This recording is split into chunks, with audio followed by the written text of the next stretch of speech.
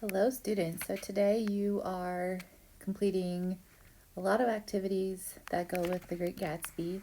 If you're here in this video right now, you are here for the read aloud for The Lost Generation. So just be sure that after you get done listening to the read aloud for The Lost Generation, that you go back to this agenda or back to the slides and follow the directions on slide 5. All right. The Lost Generation and the Writers Who Described Their World by Robert Longley, updated May 25th, 2019, published by Thought Company. The term Lost Generation refers to the generation of people who reached adulthood during or immediately following World War I. Demographers generally considered 1883 to 1900 as the birth year range of the generation. In literature, the term also refers to a group of well-known American authors and poets, including Ernest Hemingway, Gertrude Stein, F. Scott Fitzgerald, who is the author of The Great Gatsby that we're going to be reading, and T.S. Eliot, whose work often detailed the internal struggles of the lost generation. The term is believed to have come from an actual verbal exchange witnessed by novelist Gertrude Stein, during which a garage owner derisively told his young employee, "You are all a lost generation."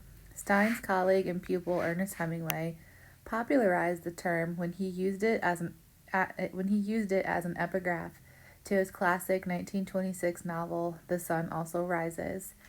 In an interview for the Hemingway Project, Kirk Kernet, author of several books about the lost generation, writers suggested that they were expressing mythologized versions of their own lives.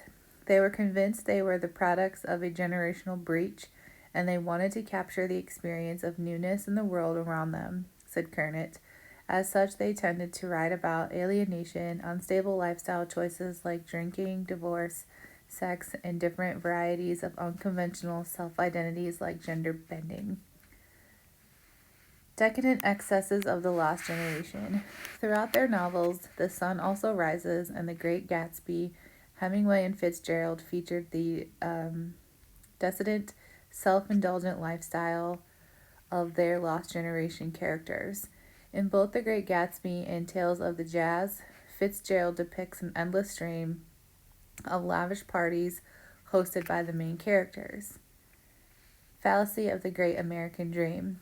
Members of the lost generation viewed the idea of the American dream as a grand deception.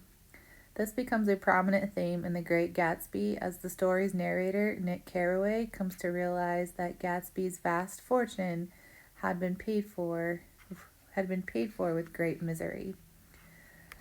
To Fitzgerald, the traditional vision of the American dream, that work hard led to success, had become corrupted. To the lost generation, living the dream was no longer about simply building a self-sufficient life, but about getting stunningly rich by any means necessary. Gender bending and impotence. Many young men eagerly entered World War I, still believing combat to be more of a chivalrous, even glamorous pastime than an inhumane struggle for survival. However, the reality they experienced, the brutal slaughter of more than 18 million people, including 6 billion civilians, shattered their traditional images of masculinity and their perceptions around differing roles of men and women in society. While the older generation valued women who were docile and subservient, the lost generation held mindless pleasure-seeking as the key to a woman's success. Belief in an impossible future.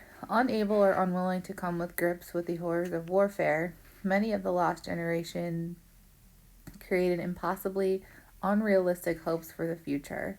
This is expressed best in the final lines of The Great Gatsby, in which narrator Nick exposed Gatsby's idealized vision of Daisy that had always prevented him from seeing her as she really was. Are we seeing a new lost generation? By their very nature, all wars create lost survivors.